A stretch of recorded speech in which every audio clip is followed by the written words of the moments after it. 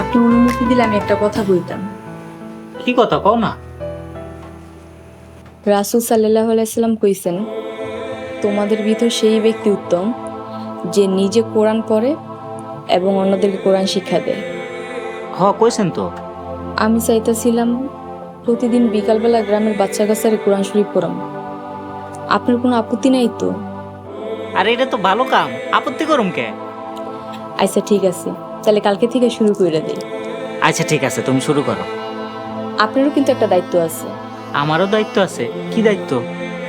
আমি যে বিকালে আরবি পড়ামো, আপনি গ্রামের প্রতিটা বাড়িতে বাড়িতে জানাই দিবেন, যাতে তারা তাকে বাচ্চারে আরবি পড়াইতে পাঠাইতে পারে।